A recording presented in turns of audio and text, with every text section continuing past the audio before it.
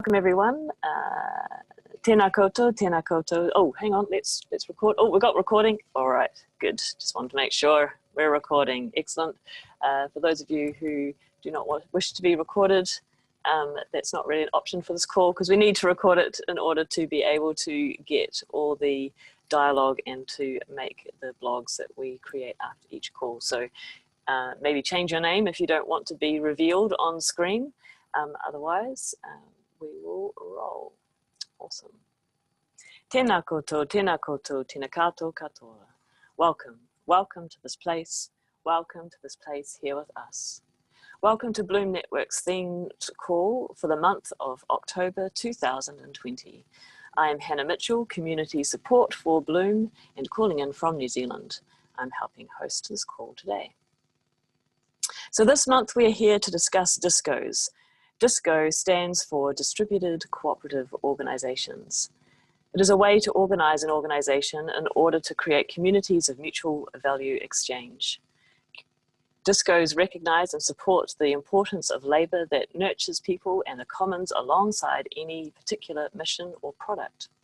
This framework stems from the peer-to-peer movement and work of the Guerrilla Translation collective.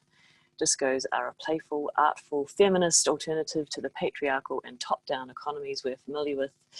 And you'll hear all about it from our guest, Lisha Sterling,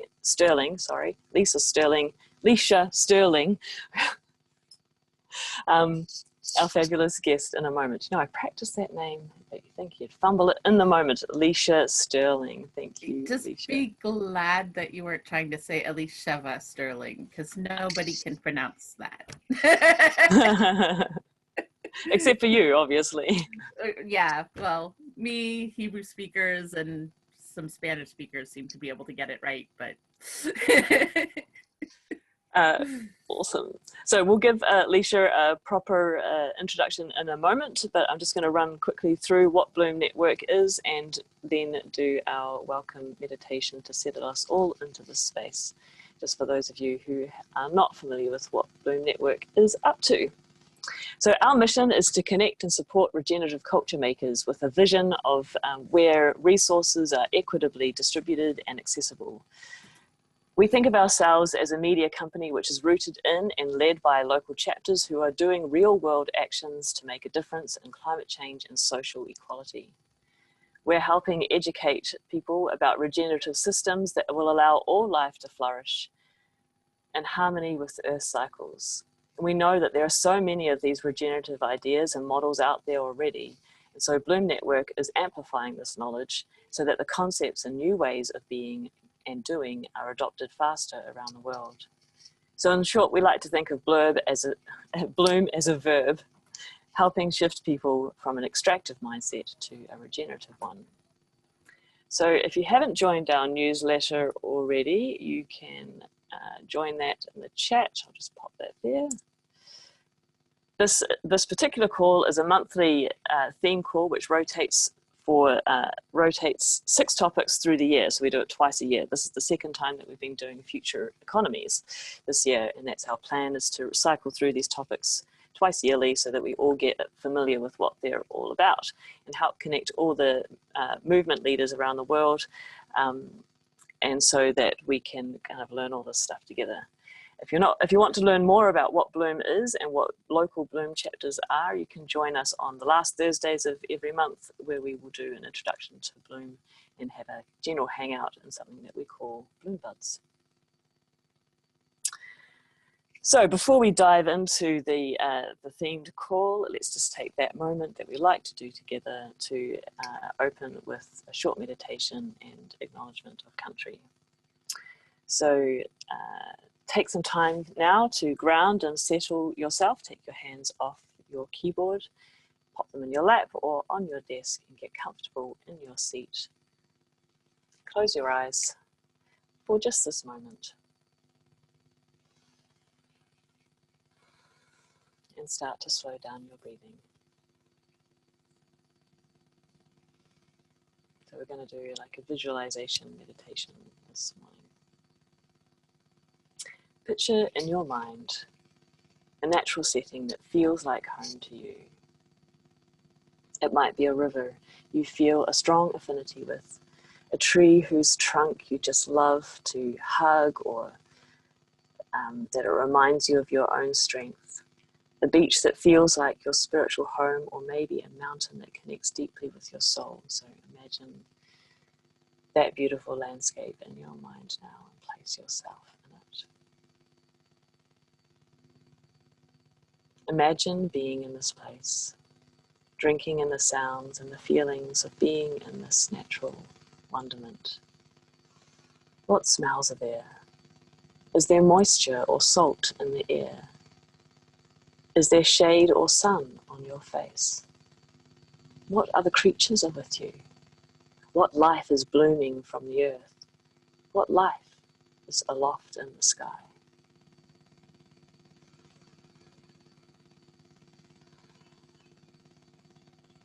Feel into this space. Feel your toes feeling the earth. Have you got grass under there? Is it soil? Is it snow? Feel into this space and feel your connection with it. This is a space that you have a strong connection with, a strong connection to the earth. And that is very special. Hold on to that and grow that. In grounding your connection now to the lands that you know, we turn to acknowledge the traditional owners of the land in which we are calling in from. For they too have strong connections to the land. We recognize these people, acknowledge the country, the lands and their connections, broken and unbroken. We pay our respects to elders past and present across all the lands of the earth, and give our respect to the emerging leaders of the future. May our work together support them. May this deep connective wisdom be embodied. And may we move forward together. So with your eyes closed now, take a final breath in. Breathe in that beautiful connection that you have to the earth, to the land that your feet are on, to your favorite space in the world, and to all the spaces that you inhabit. And ground yourself in these places now as we welcome us all into this call. So, tēnā koutou, tēnā koutou, tēnā koutou katoa. Welcome, welcome to this place. Welcome to this place here with us. It's beautiful to be here in this space with so many wonderful people. We're here to learn and dance to disco. I'm going to hand over to Magenta now, the creative director, executive creative director of Bloom Network, who is going to frame the discussions that we will have to get together today and introduce Lisha.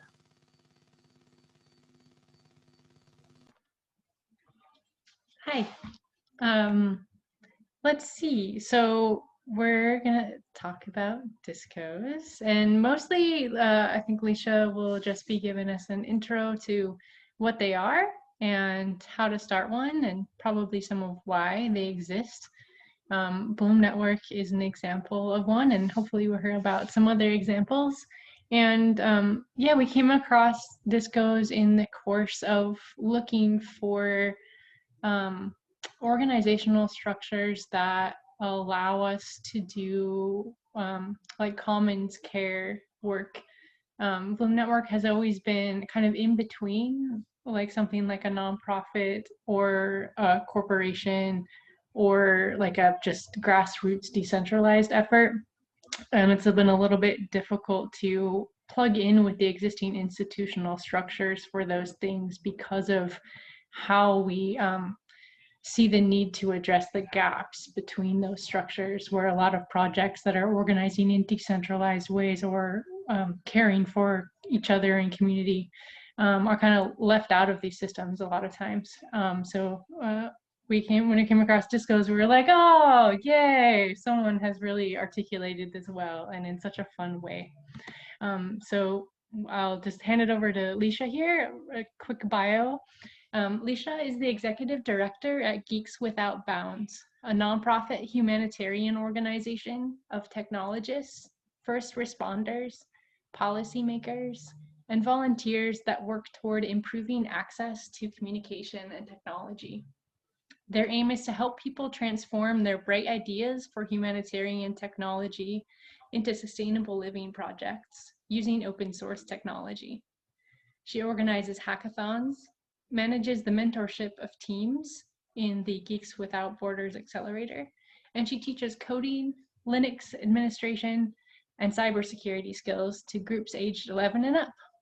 Lisha has made education about cyber risks and mitigation a core element of her life work.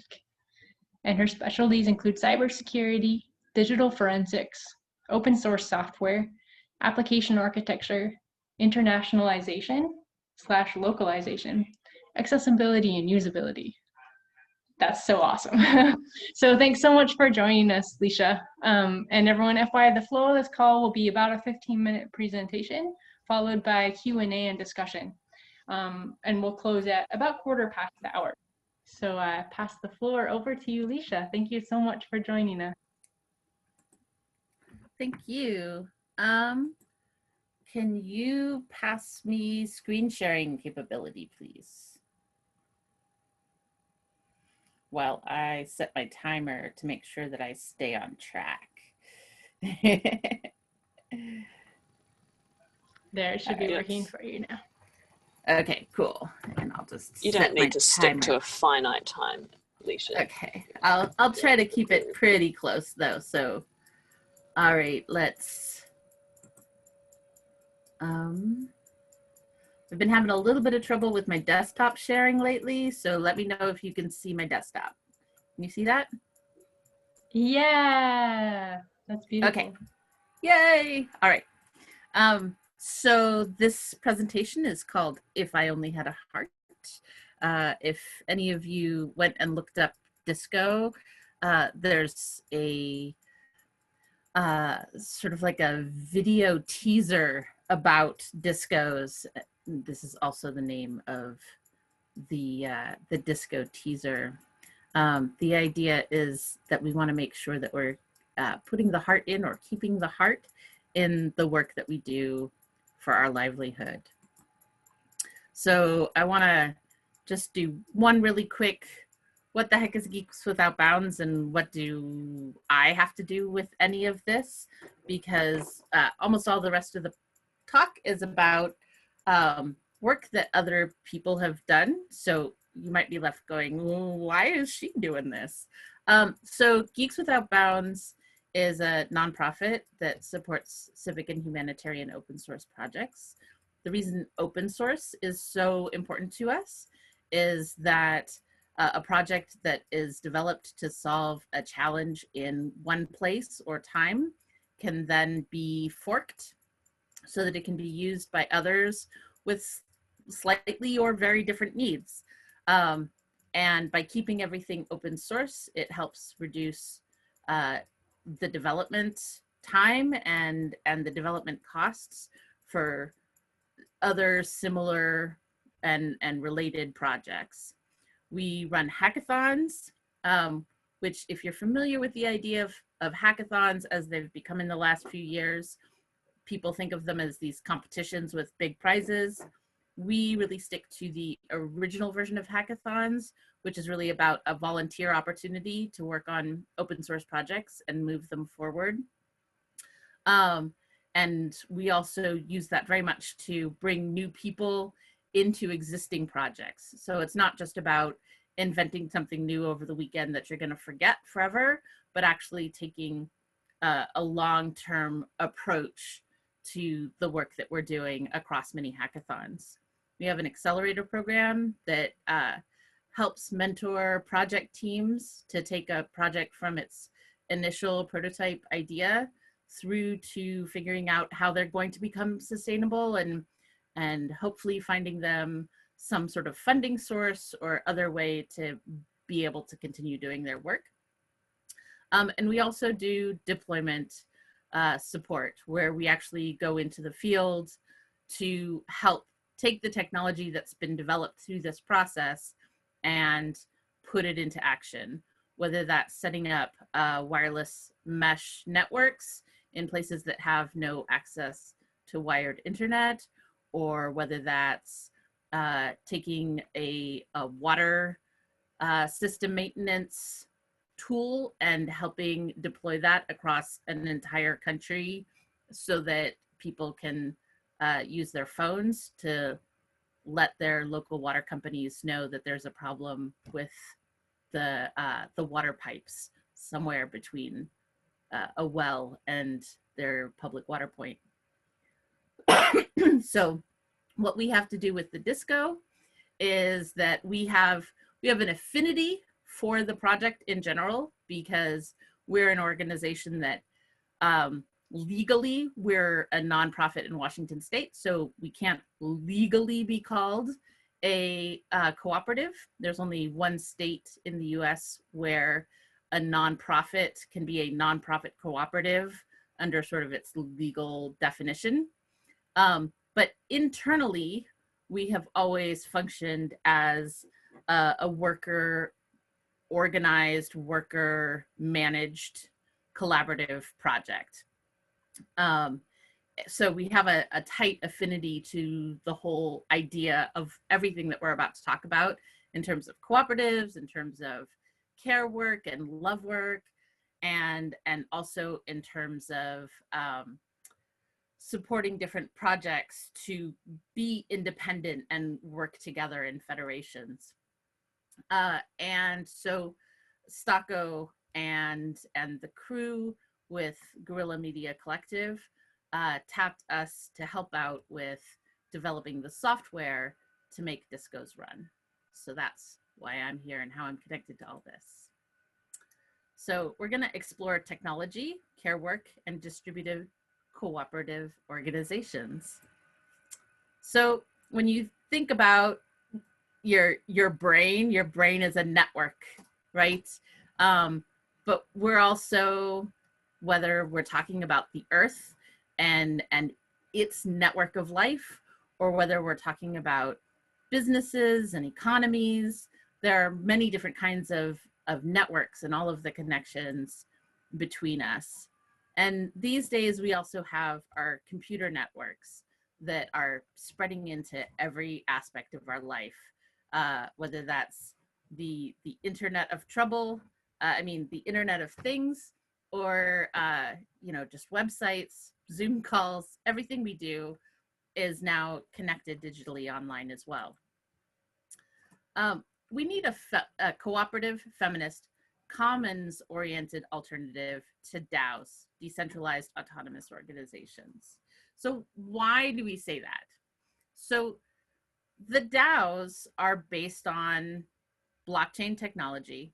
You program your contracts, and then the contracts that are programmed basically manage your organization, right?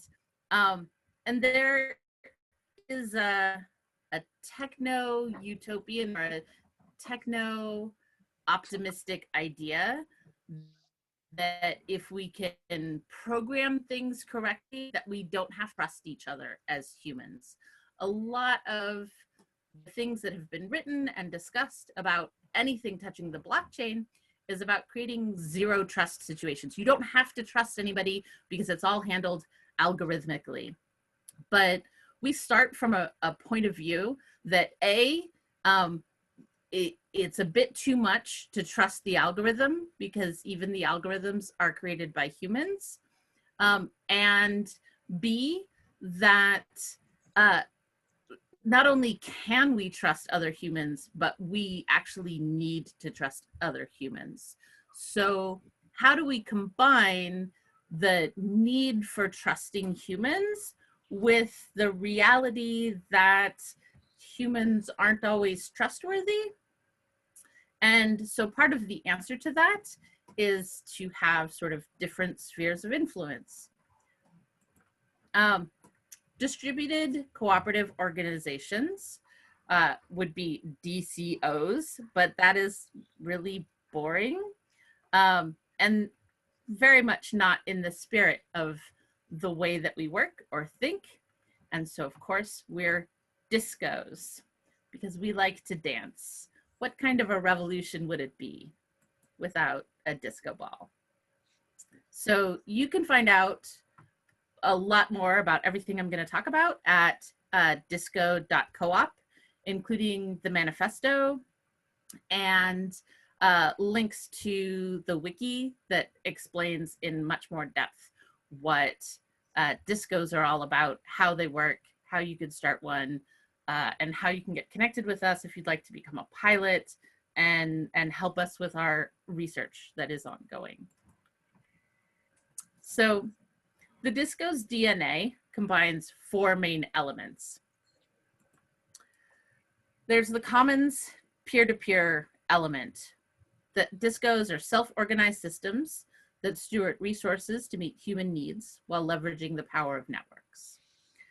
The DisCO DNA is also connected to open co-ops, combining open source and commons principles with the cooperative and social solidarity movements. Also, open value accounting enables value sovereignty by rewarding meaningful contributions to projects rather than just wage labor. And the other piece is feminist economics, because we need to challenge the ordinary economic abstractions that ignore reproductive and care work or devalue them. So I'm not going to talk too much about how we go from platform co-ops to open co-ops to DisCOs, except to say that if you don't already know about platform cooperatives, they're cooperatively owned, democratically governed businesses that are established with a computing platform, and they have a website or a mobile app or some other kind of protocol that facilitates the sale of their goods and services. So basically, it's a cooperative organization that has a digital layer. So in one way, DisCOs are similar to that because we are using software as a layer to help us with our trade among DisCOs and also managing the value flows within a given DisCO. So traditional, this slide is kind of weird because it looks like it's saying traditional cooperatives are greater than platform cooperatives or greater than open cooperatives, but no, it's like we go from one to the other to the next, and we hope that DisCOs are going to be the new generation. In traditional cooperatives, workers have ownership and control. In the platform cooperatives, you add a digital platform or some form of digital economy. In open cooperatives, there's a purpose for the cooperative, but the cooperative is commons itself, and it also adds an open source layer. So what I was talking about before about the value of open source really comes into play with the open cooperatives. But DisCOs add on top of that the notion of CAREWORK and open value accounting and distributed ledger technologies. So the DLTs part is kind of how we're connected with the DAO or with DAOs. DisCOs arose from a community of practice, which is the Guerrilla Media Collective. I often call the GMC sort of the DisCO. So these are the folks in the Guerrilla Media Collective. They are best known for their translation work, but they also do digital media work and design work as well. The initial co-op is a translating co-op that's been alive for about 8 years. And somewhere around 3 years ago, they sort of changed up the way that they were working, and at the same time added 2 other pieces to their cooperative. So 2 other sort of organizations that were under the umbrella of the Guerrilla Media Collective. In each one of these sub-organizations, people would work on the projects, the livelihood projects. They would work on the care work that makes it possible to even have an organization. And they would also do what they call love work, which allows them to do work that adds to the available commons in the world. So for the translation team, an example of that is that they see a text that they think should be available in a language that they can translate into. And so they might reach out to the publisher and or the author to get permission. And then they can translate that for free and make it publicly available for free. So the people in that group are Anne-Marie, Brana, Laura, Sarah, Sylvia, Stocko, and Timothy. And I told you all of that stuff. This is what the Guerrilla Translation website looks like, and I highly recommend, there's a link at the end of this presentation. I recommend going and checking it out because there are a lot of really interesting articles that they've translated into English and into Spanish as needed, just around a lot of the concepts that I know that the Bloom Network is interested in. So the DisCO framework is based on the governance model that was developed for Guerrilla Translation and the Guerrilla Media Collective. And so I explained this a little bit. There's pro bono work, which is your love credits. There's the agency work, which they call the livelihood credits. And there's the care work. Whoops, there's not a picture for the care work, sorry. So one thing about this is that they want to make sure that everybody gets paid for all of their hours, including those love work hours. So what they have done is they've set up sort of an equation of how many hours within a given week or a given month you put into each of these buckets. And if you put more into one of those buckets, then that rolls over to your next cycle. So you might do more love work this month, but then next work you top up your care work or you top up your livelihood work. The livelihood work is the work that's bringing the money into the organization and paying for everything else that's going on. So the model value tracks commons-oriented pro bono work, ethical market livelihood work, and the care and reproductive work for a fair distribution of income. The 7 DisCO principles are that they are statutorily oriented towards the common good. This might also just be said, you know, it statutorily makes it sound like it's legally required. So you might think of a B Corp in the United States, but not every jurisdiction is going to have something like a B Corp. So you write it into your bylaws, you write it into the DNA of your organization that you're going to be oriented towards the common good. It's multi-stakeholder in nature. So who are the stakeholders in your organization? Yes, it's the workers, but it's also the people who are receiving your services or your products, that they have some say or some input into what you're doing. We actively co-create the commons. We want to put more things out into the world that everybody has access to. People on this call might be familiar with the food is free movement. That is an example, right? Food could be totally free. There's lots of stuff growing all around me that most people don't even realize is food. But we've turned it into monocrop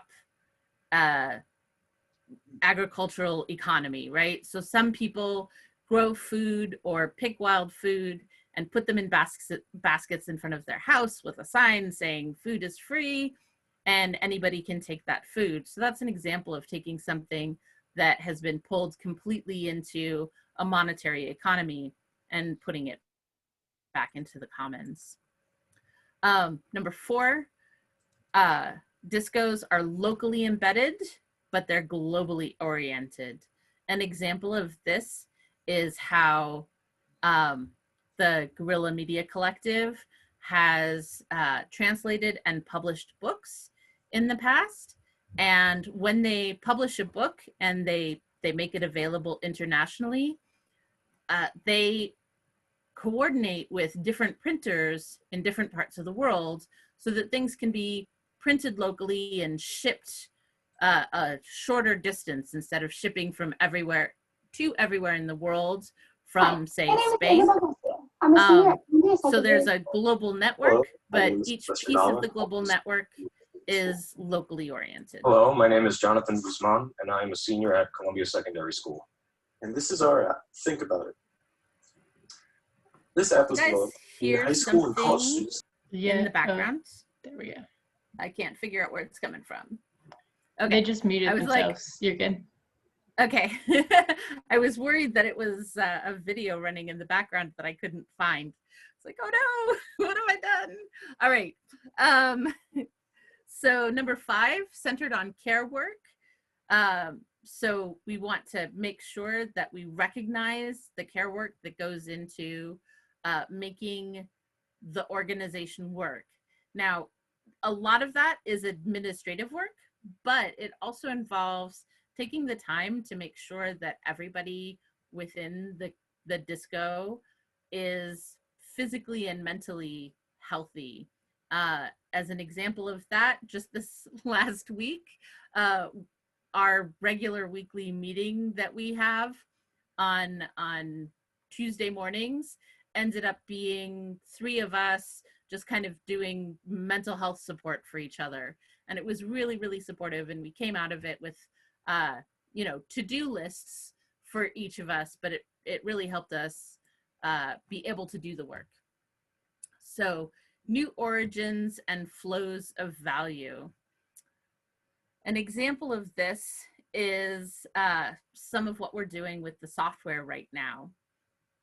With DisCOs, the idea is that each individual DisCO is a group of anywhere from 2 to 20 people, but preferably not more than 20 people. And the reason I was mentioning before with DAOs, that a DAO puts all the trust in the algorithm and none of the trust in the people. And with a DisCO, you really want to have as much trust as possible in your local group that you're working with, right? But the DisCO is distributed cooperative organizations in federation. So you might know your, 15 best friends that you're working with on a daily basis, and you have a high level of trust with them. And so you have a way of managing the income and the values that you have together. But when you're doing trade or doing larger cooperative projects with another DisCO, you're not going to know them as well. You're going to have a different level of trust with them. So you're going to put more of that into those sort of digital contracts, and you're going to have to figure out how you're going to trade. And those trades might not be dollars money or euros money. You might be trading with each other based on, the value of bananas or the value of an hour of massage therapy or, some other value. And one of the ideas here is that we can create different types of economy or tap into the many different types of economies that already exist for these different cooperative partnerships. And we're primed for federation, which goes right back to what I was just talking about having your local DisCO and also being connected with all of these other groups that are also DisCOs and being able to do exchanges and work collaboration across. If you'd like to learn more about this, check out DisCO.coop/manifesto. There's a sort of short version, and then there's a much longer version, which comes in several chapters. You can follow all of the DisCO stuff, DisCO.coop. You can get general information at hello@disco.coop. If you'd like to reach out to Stako, he's at stako@stako.works, and Anne-Marie is Anne-Marie@disco.coop. You can find them on Twitter at @StakoP2P or @AMU Tratel. Stako.works is Stako's personal blog. The Guerrilla Translation.org is the website that I was telling you about that has all those really fantastic articles that you might find interesting. CommonsTransition.org is a really fantastic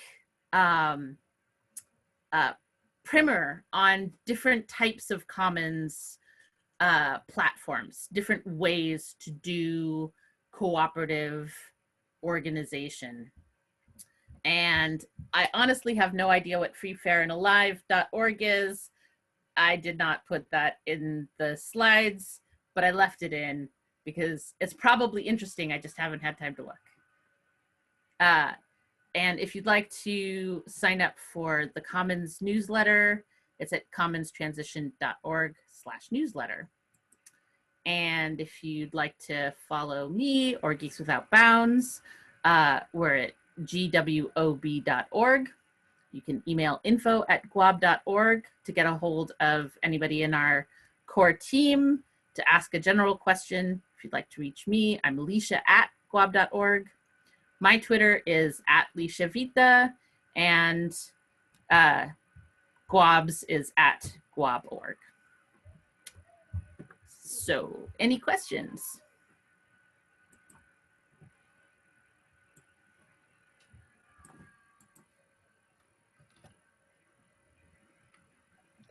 Go ahead and unmute yourself if you have questions. I have a few on my end, but happy to hear from more folks here too. Thank you so much, Lisha, for that wonderful introduction.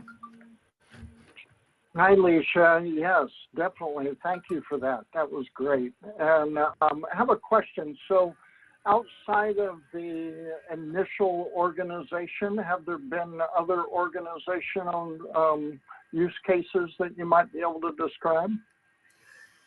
So that is part of what we're working on right now. I can actually say this now.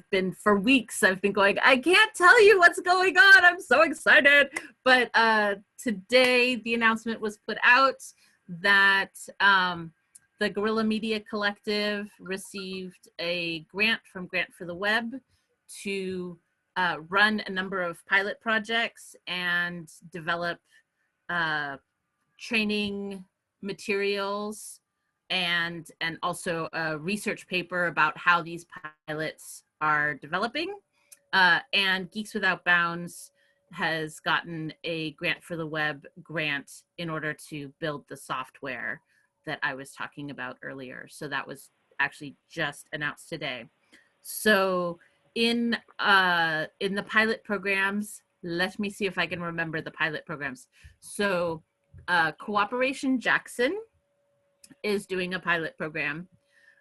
Mondragon, in Spain, they are running a pilot program in connection with the Mondragon University. And I think that they're also doing a pilot program with one of their web development teams, if I understand correctly. I'm probably the wrong person to ask about this, but Lynn and Bob, who are both on this call, might know better. They are also part of the software team. They were actually working on the software for DisCO before I came along. So I should have mentioned them earlier, but I was like so focused on the slides that I did not write myself. So I was like, do I have everything? So Lynn or Bob, if you guys can think of other pilots that that are in the DisCO project.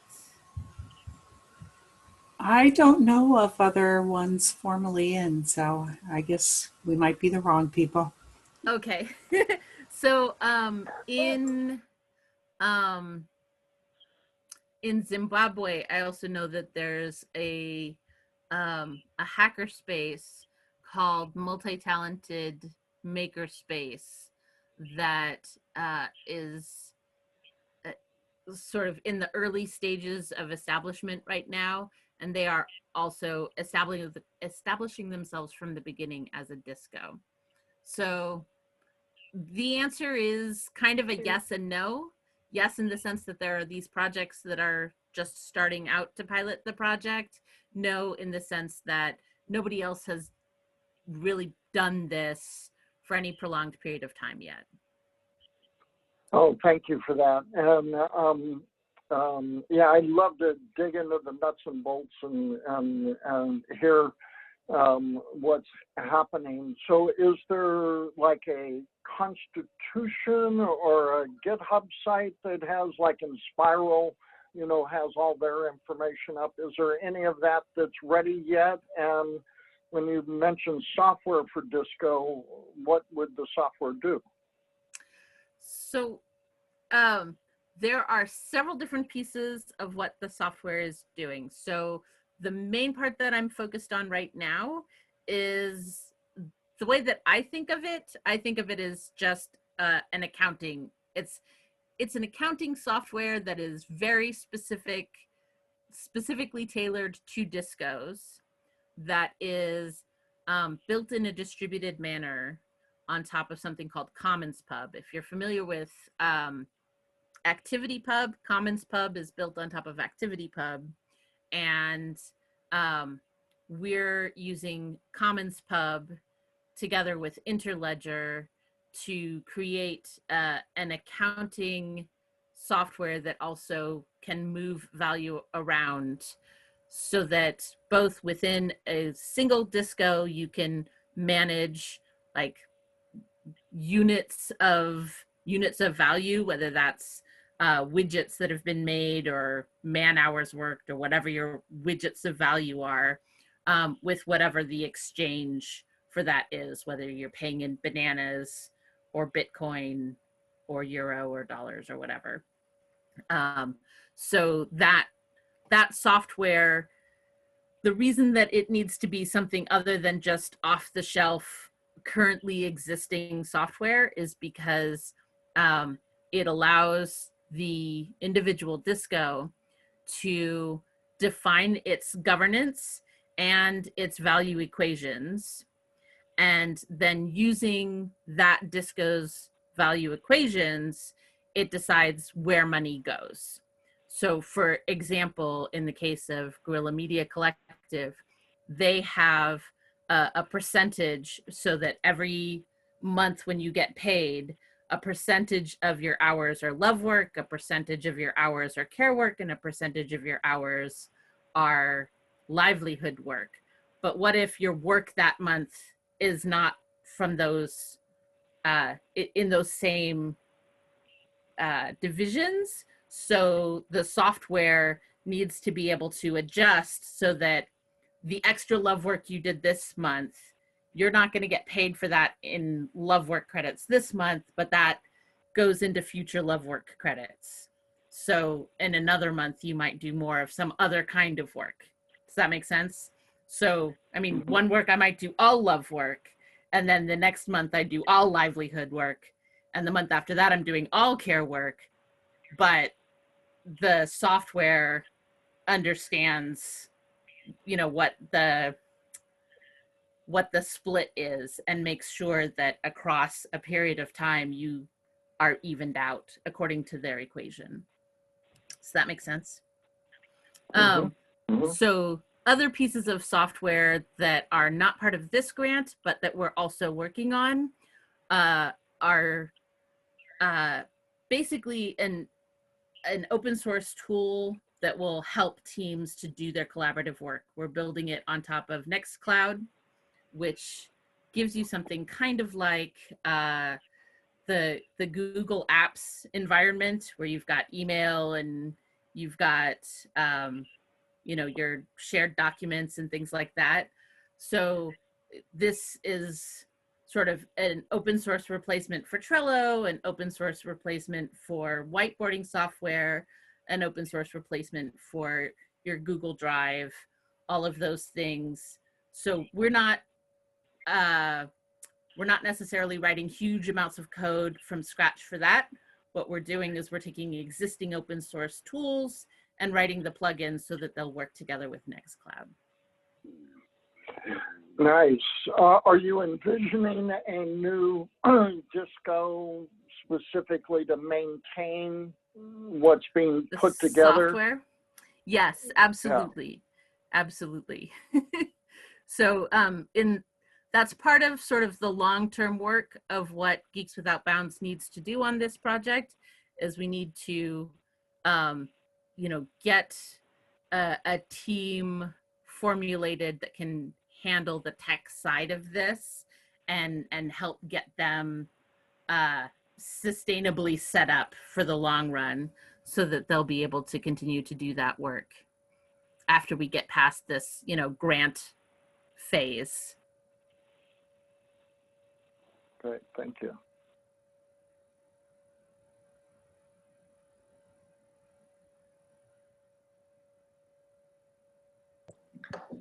Okay, I have a question. I don't know if you hear. Yeah. Yeah. So, okay, I basically understood everything you say, I think. My question is, in the idea of replication, I think in Ethereum, like this template that others can use to, you know, so what is your idea of like a starter kit, or like something that you can start to offer in a white label or something, so people like me in other countries without that team can also use it? So part of the software that handles what I was calling just accounting software before, right? So the first thing that you do when you are setting up that software is you go through a process to describe your governance model and your economic flows within your own local DisCO, right? And the way that you do that is using this really nice drag and drop interface that basically gives you all these possibilities that you can kind of play with, see what it looks like, and then agree on between your group. There are also several templates of like, these are things we already know work. And hold on a second, because my brain just went totally dead and I can't. Community rule.info is the name of the software that we are forking for that. So if you'd like to get an idea of what I'm talking about, Community Rule is designed to help you write bylaws, your governance model.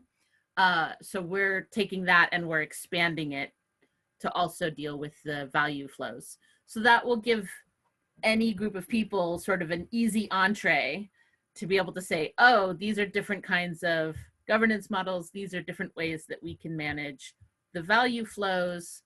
We want to tweak it like this. We want to tweak it like that. And then once they have that, that goes into two places. One is it prints out a human readable version of that you can put on your wiki or your website, whatever. And then a machine readable version that goes to manage your accounting.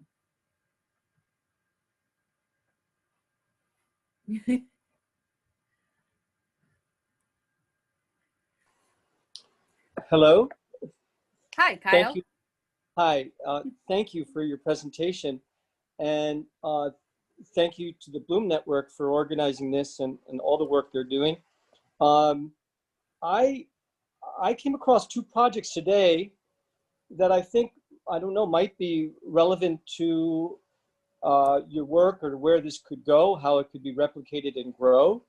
I took part, or I followed an online conference called FinTech in I think it's in Washington. They're talking about cryptocurrency and stable coin and all these things that I'm learning about now. And there was a woman in one panel named Fenny Wang, and she's a lawyer who's doing some Dionysus labs, and she's working with the Red Cross, I think in Liberia, and they've introduced a local currency, blockchain-based currency, and there's over $1 million in circulation already. And she said that this money has circulated in 9 months. It's multiplied or circulated through the economy of where it's been introduced 11 times. And so I'm wondering if DisCOs have a place in that environment, in that, because they're trying to give financial tools to the people who are the poorest, in the model of the Green Bank. The other project I came across just shortly after is a project called the Alliance for Prosperity from the CELO Foundation. It involves the Libra and Ripple, which has cross-border exchange, allowing money to move, less friction, lower cost, and they have their own stable coin. They gave 10 million to this project, the Alliance for Prosperity, to do the same thing, create, to allow, to give access to these financial instruments in the model of the Green Bank. And I'm just wondering if it seems to me that there could be a natural fit there. Are you aware of these projects, and do you see a way that your work could dovetail with what they're doing? So the answer broadly is yes. The answer more specifically is that there are some tweaks to this that will be needed in some localities. So for instance, in Tanzania, the software that we worked on called Taarifa to help manage the maintenance of the public water system in Tanzania, the whole system ran off of SMSs because most people don't have smartphones. Most people in rural areas, I should say, don't have smartphones. And so the people who most needed to be able to communicate with the software, everything that they were doing, they use feature phones, and they use SMS for banking. They use SMS to pay their phone bills. They use SMS for everything. So using it to interact with their water system is a logical next step. I am going to guess, and this is a semi-educated guess and may be completely wrong, that the project in Liberia is probably running something similar, where there's what in effect is a web server, but instead of talking to people through a web page or a mobile app, that people can interact with it using SMS, because that is pretty much the most common model for these types of tools in most of Africa at this point. So because of that sort of slight difference in the user interface, in order to be usable in some of the most low resource communities, we would need to build an interface that would work with the tools that people actually have in their hands and have in their pockets. Would that be a fantastic thing? Absolutely. Would it be outrageously difficult to add that capability to the software that we're building right now? No, actually, it wouldn't be. It's just sort of another interface layer. So all of the back end stuff would be the same. and we would just add another interface layer if we were working with communities that use those sorts of tools. Does that answer your question? Oh, also the blockchain question. So part of the reason that we're using Interledger as sort of the tool for moving the monetary part around in all of this is because Interledger allows you to make payments through a whole range of different tools, whether that's Ethereum or Bitcoin or, you know, Visa card or, you know, or some other thing. Basically, Interledger allows you to plug in to nearly any currency type that might be out there. Is that So well that's how that- established? Is that a large organization? Is that a... So Interledger is actually, so I think that it was originally a project from Mozilla, but it is an open source standard, and it's part of what the Grant for the Web is about making Interledger more available or more used. It exists, it is a standard, it's a thing that can be used, but not that many people are using it yet. So part of what the Grant for the Web is about is getting that into more people's hands, onto more websites, and popularizing its use. Wow, and would that, if that took off and was very well designed and engineered, would that be a competitor to, would that be in the same genre as Polkadot or Cosmos? I don't know. Because those are environments that I understand where it's a network that allows you to conduct business and transact in a variety of tokens or cryptocurrencies. It's like an internet of Yeah, so honestly, I don't know. It's possible that Interledger is what's making those guys work. That might be what's under the hood. I don't know. I haven't looked into either of them. So they may be their own proprietary version of what Interledger is doing. And Interledger is an open source tool and an specification. So so I don't know. Thank you very much. Poppy's giving a couple answers in the chat too, just to.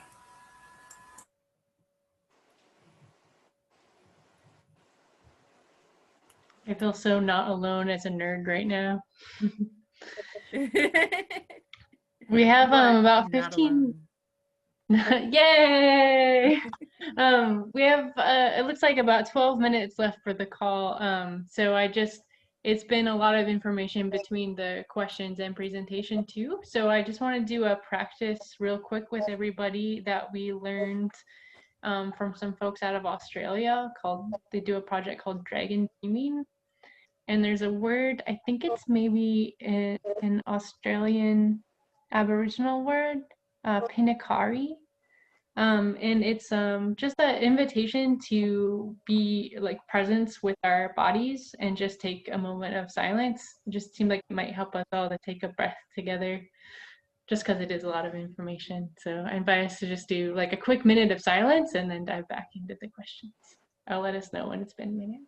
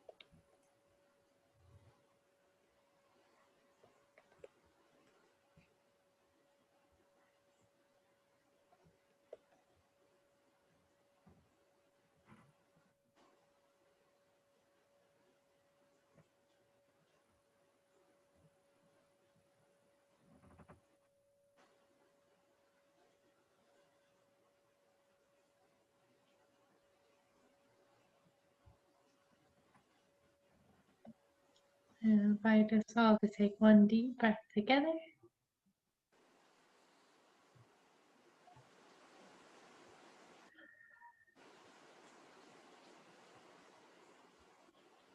All right, back to questions. Thanks.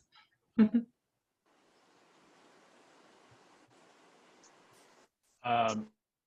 I can jump in.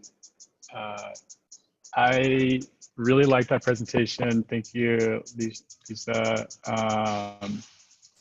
I am really excited to watch this video, Blockchain, the Crypto Feminist Agenda. I'm kind of a newcomer to the DAO space. I actually ran into Magenta in a DAO hackathon thing over the summer. And so I've been kind of learning about that space a lot and getting involved in some different projects. And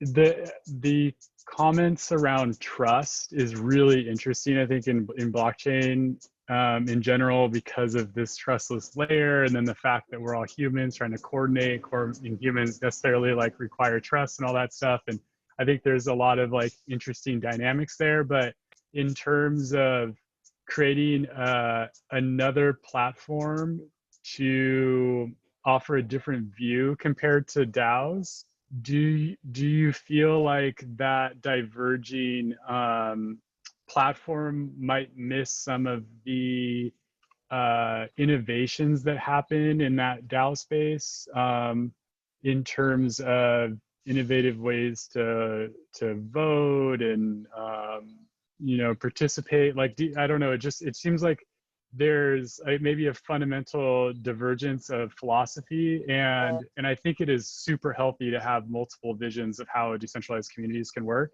But like, how, like, I don't know if you have any thoughts, maybe just generally on like kind of how sharing happens, you know, with ideas, and how you plan to kind of adapt and bring more tools in and stuff.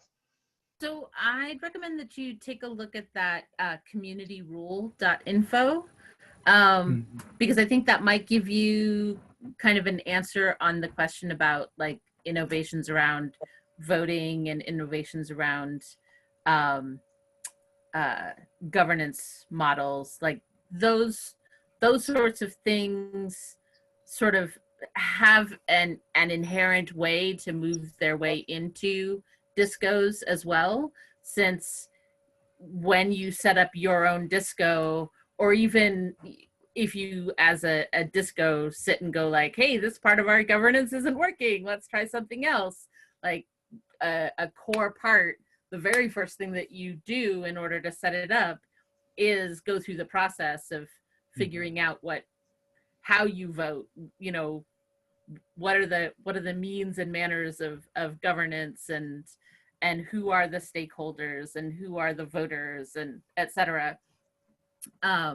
So that part I'm very not worried about losing touch, in as much as you know, all of the blockchain technologies that are underpinning the DAO is open source, and therefore, you know, potentially forkable or potentially plug-inable.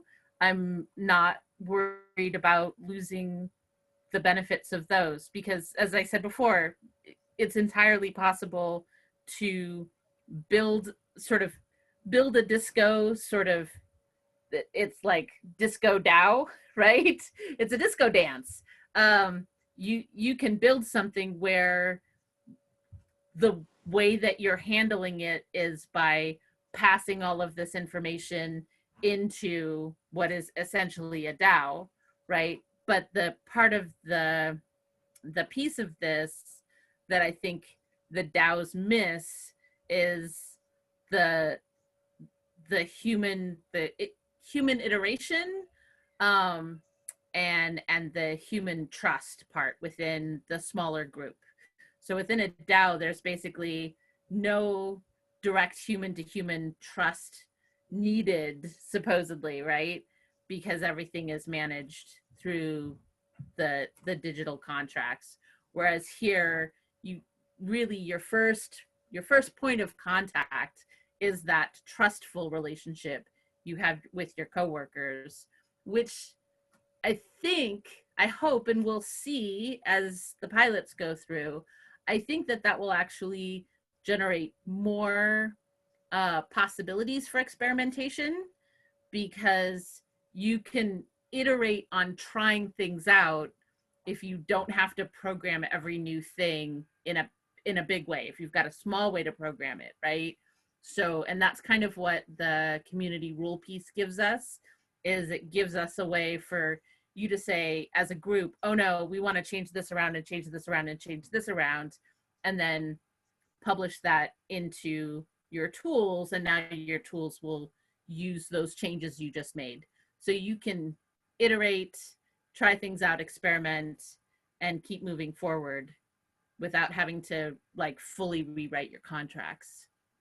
So I think that there's definitely some opportunity for both direction learning. Yeah, thank you for your answer. I know that was just a really general thought I had and stuff, comparing the two models, but it is really interesting to think about, you know, where these things take us. So thanks for your comments and your time. Yeah, as we're setting up our DAO, kind of working through the challenges right now of how to even map onto a DAO, because we have done really deep governance work to set up Bloom to do basically like restorative justice governance in terms of power dynamics. And we've also found that we need to be really careful about gatekeeping or like vetting people who are in leadership positions as kind of a community security reason on a lot of fronts. So that's, yeah, it's a little bit challenging to figure out how to plug in with the DAO space, but I'm really happy to hear it. Listening to all this has helped me learn better how to navigate, like kind of sitting between these different communities and helping work with and learn from as people build these sorts of things out. So just huge thank you to Lisha and everyone here involved with DisCOs. And I know there are many people involved with similar overlapping cooperative economic innovation stuff. So just, yeah, really big hug to you all for the dedication and labor and like really beautiful gifts that you are weaving in the world. And I wish all of us really beautiful mutual support and care as this continues to come into the world between everybody.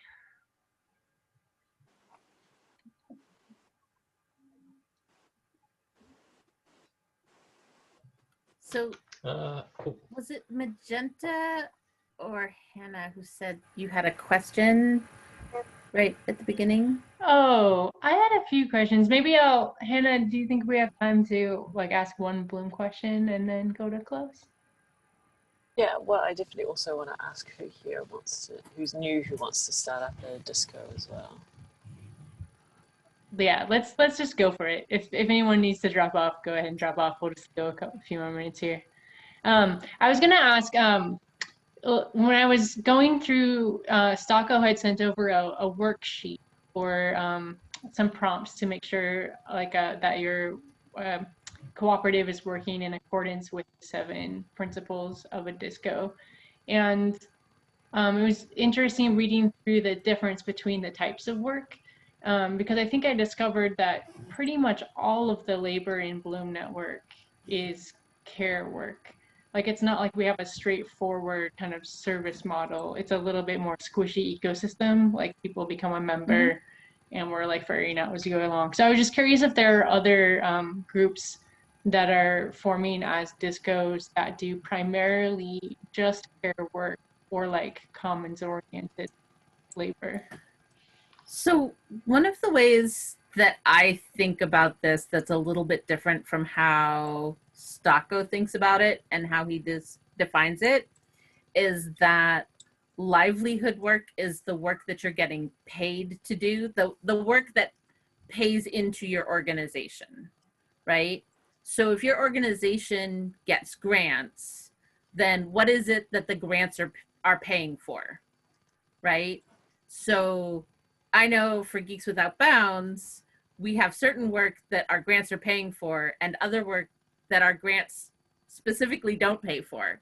So either somebody does volunteer work to get that work done, or we find some creative way to make that work, like, you know, magically get paid for. So within the DisCO sense, the work that the grant is directly paying for, that's our livelihood work. That's the work that brings money into the organization. And the care work is the work that is necessary for Geeks Without Bounds to just exist, right? That isn't necessarily paid for by those grants. And then the love work is the work that we're doing in the world sort of on a volunteer basis that isn't covered by any kind of grants and that isn't directly allowing Geeks Without Bounds to exist, to continue to be this container. Does that explain or clear it up? A little bit. I mean, specific to Bloom, like we're having a really hard time getting grants too. So I don't know if other co-ops are in that phase. Of maybe it's like an equivalent would be like a bootstrapping phase where you don't quite have a revenue stream or something yet. I mean, I kind of understand how to plug in with the framework. That's also that's also something that that STAKO has talked a lot about. Like in the early period when you don't yet have work that's bringing money in, you are going to be doing all of this administrative care work just to make the organization exist. And so the way that the Guerrilla Media Collective handles that is, well, we don't have any money to pay for this, but track all of your hours anyway. Track your hours and keep track of whether you're doing care work or whether you're doing love work. And then once the money comes in, you start getting paid for that back work. Not all in one go, because that would bankrupt the organization, but you get paid for it according to that, what I was talking about before, where you've got different percentages that you get paid each month, right? So in your pay packet, X% will be from that care work that you did back then. Does that make sense? So you still get paid for that eventually, it just comes down the line later. And then thank you, that's really helpful. The way that Guerrilla Media Collective has dealt with that in part is also looking at how much money is coming in, how much can they afford to pay this month, and then, okay, so we can pay you X amount, and of that we're paying this many hours from this bucket, this many hours from this bucket, this many hours from that bucket. So that might, the actual pay packet might grow or shrink, but the percentages will continue to be the same. Excellent. Thanks so much. Yeah, there's a lot of projects in our network that are in that kind of phase. So thank you so much for breaking that down. Yeah. And thank you for that question. And so I have a follow-up question to that. How does that work when people come into the organization and then leave the organization?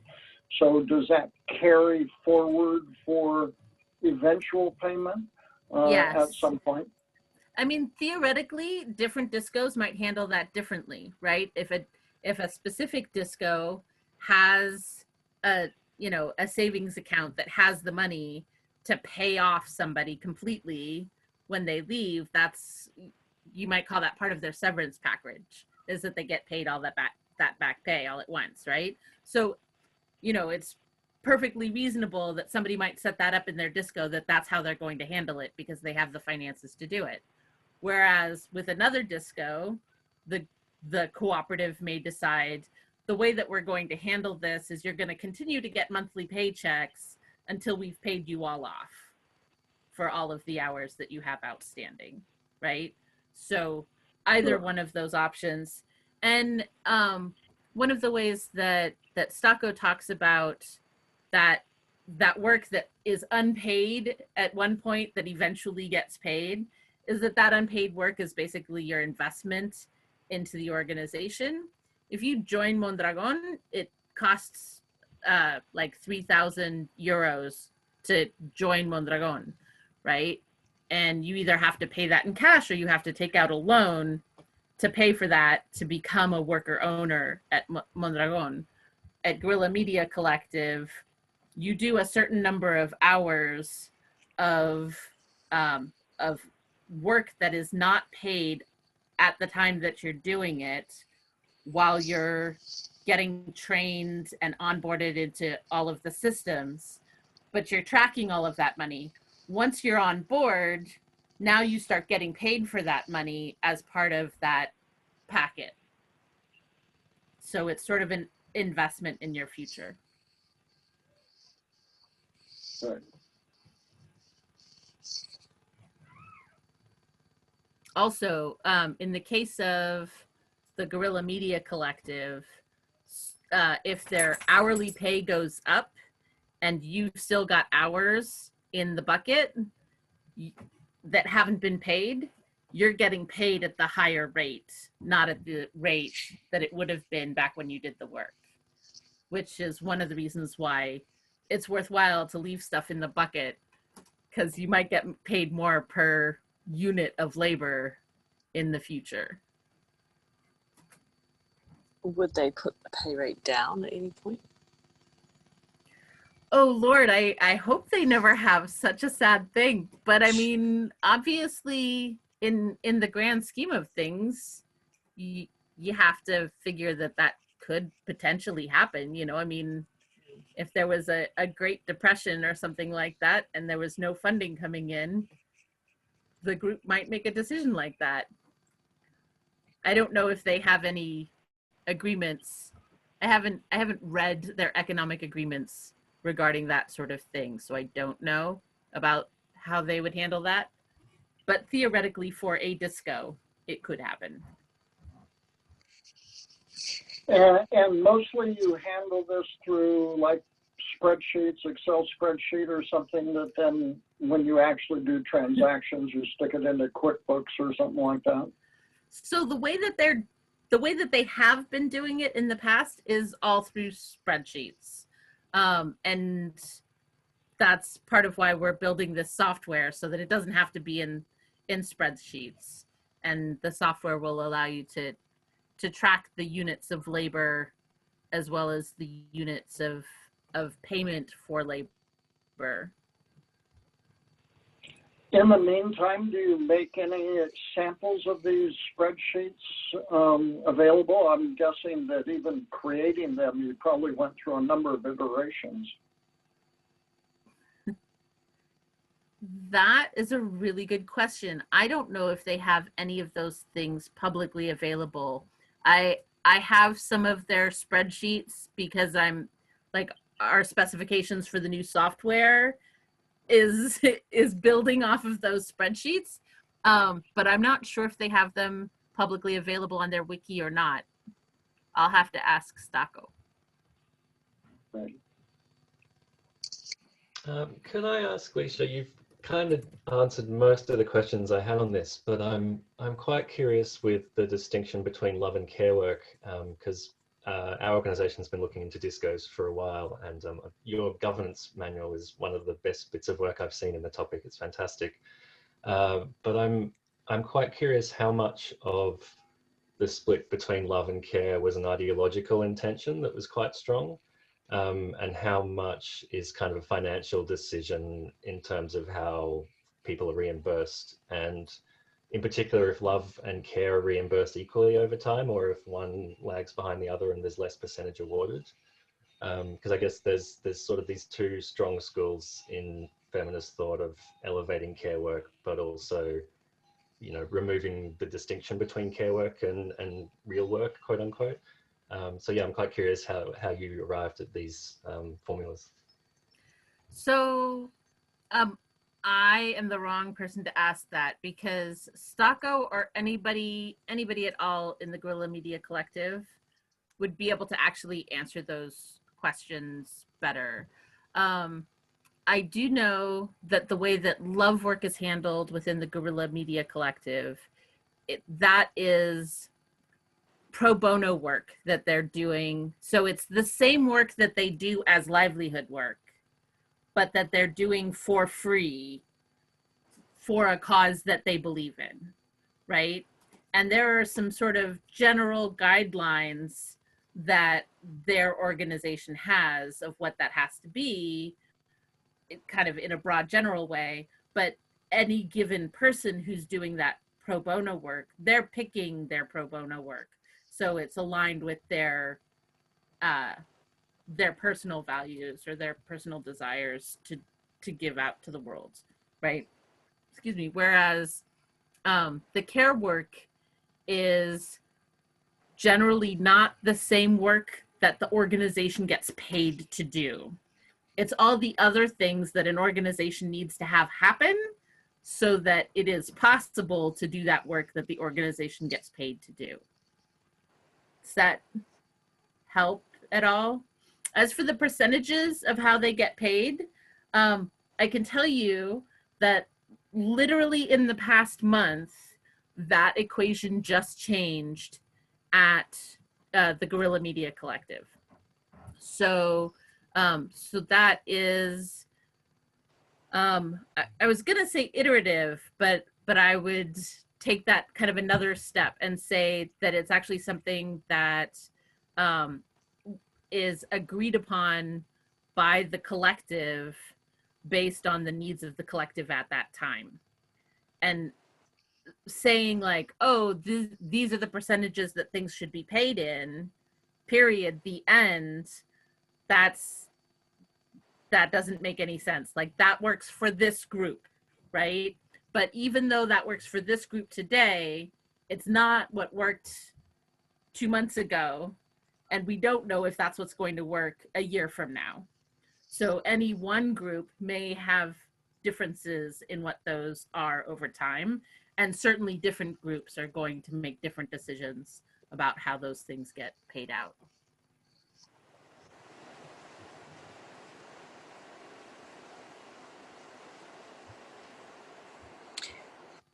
Great. I think that might be a good time to end or summarize what we've been going on here for. Thank you so much, Lisha. Your knowledge is awesome. And I really love that slideshow because it really showed this, particularly the one with the levels of co-op and what each one added. That was like super helpful for my brain. So that was 100% the Guerrilla Media Collective. There were 2 slides on there that had anything that I put on there, and you can guess which 2 those were. All of the pretty slides and useful slides, that was Guerrilla Media Collective. Well, thank you, Guerrilla Media Collective. And the reason why they're, well, obviously it's great to have Lisha here, who's working with them as well. But of course, the time difference between here and Europe is just too unwieldy to be able to have those peeps on at this particular time. So we really appreciate Lisha jumping in and giving us all the infos. We're really keen to continue talking to people who want to set up a DisCO. So if you're here on this call and you are interested in staying connected, particularly around being a DisCO, it might be best actually to drop your email address in the chat box for us so we can track your name and contact details. So if you want to set up a DisCO or continue this conversation, drop that info in there and we will follow up with you. I'm so excited by this model because the recognition of care in the economic environment has been lost so much, and to be able to come up with a different way of working that recognizes that is just incredibly special. And definitely, you know, it's great that we're on this horse and we're going there. We're going to find out how we can change that system. So I just keep thinking about, I've got some really some good friends here in my hometown who require full-time carers, and to have that recognized in a much more meaningful way is going to be a really great way that we are heading. So thank you everyone, and thank you for staying on to this call. If you are still here, let's just take a moment to breathe in all that beautiful energy and knowledge, and affirm the discussions that have been had today. Another breath.